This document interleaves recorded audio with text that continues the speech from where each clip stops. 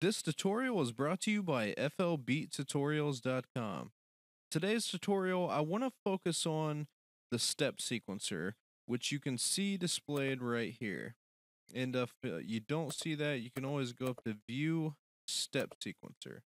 So I just want to discuss a few tips and tricks, maybe some things that you do know, maybe some things you don't know, but let's just cover as much as we can in this one.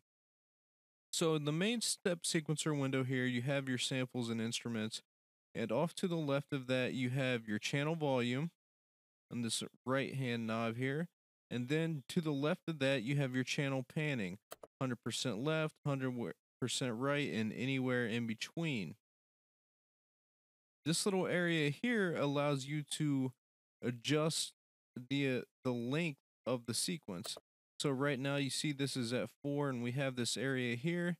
You change this to 8 and now it stretches out to twice that, and you can go up to, say, for instance, 16, which is what I do a lot of my drum beats in, and you got 16 steps there. All right, so that's that. So a few other things I want to discuss here is you have a couple buttons up here. Now this one right here, if you left click that, you get a bunch of different options here. Now you can paint in here to change each one of these options. Right now you can see it's on shift. Now you can go down to pitch. You can adjust pitch in here. You can adjust mod Y, mod X, release, and velocity. So you might want to have your hits hitting hard, come down, then back up. And you can also change the panning within this area here as well. You know, you got your left and right parameters here. So going up is right, going down is left. So that's one thing that you can use here. And then another thing here is you have something similar to the piano roll, but built right into the step sequencer. For instance, let's work on this kick here. Okay, so you have your first kick there. So you come over here and you move it up a little. And then back down. So now you have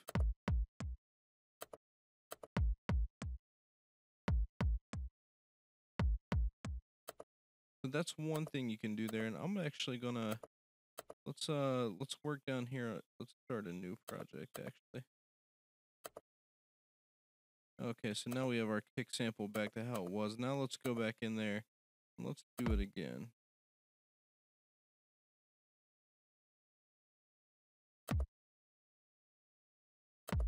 So let's take a listen to that. So you can hear it's changing the pitch, obviously. So you can do that right within the step sequencer, and you don't even have to go to piano roll.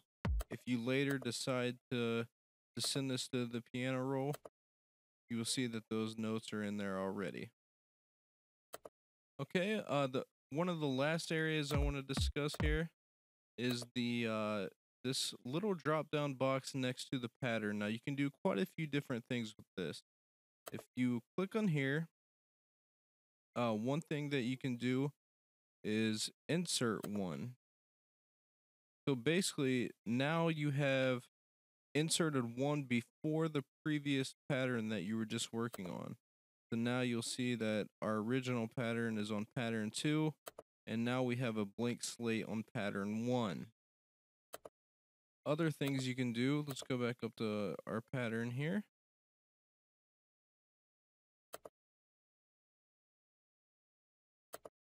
You can use this to let's do a little pattern going here.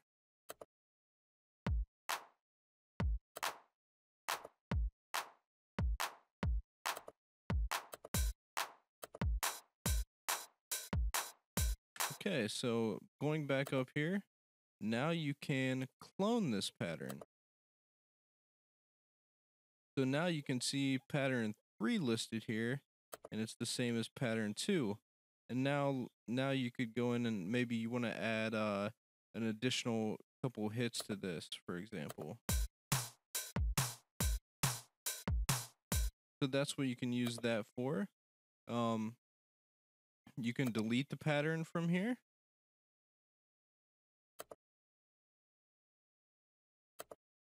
So now pattern 3 became pattern 2 because we deleted pattern 2. Another thing you can do in here is you can move this down, and now this pattern 2 now becomes pattern 3, and pattern 2 is open. You can also take that in the other direction. You can move it up, and you can see that there. And the next thing that you can do from here is you can split by channel. So right now I have a kick, a clap, and a hat. So if I go in here and I go split by channel, now you will see I just have my kick on this pattern. Go up to the next pattern and I have my clap.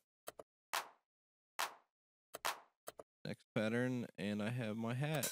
So that's a few things that you can do from this drop down box right here. A few other things that you can do.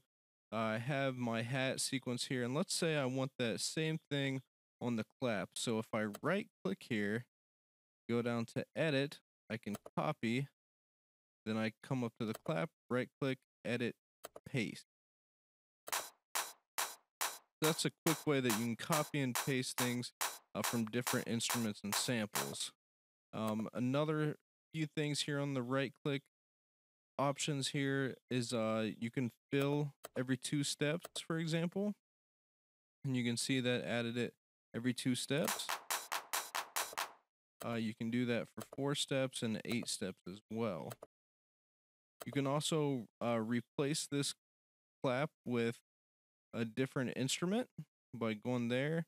You can also duplicate this sample or instrument by right clicking and cloning it. And now you see the new one here. A few other things, let's see. I don't really use icons too much. I do right click and send a piano roll a lot. That's one feature I do use. And let's see what else we have here. I think that's all I want to cover in this tutorial. Thanks for watching. If you like our tutorials, please give them a like and subscribe to our page, and we'll talk to you soon. Thanks a lot.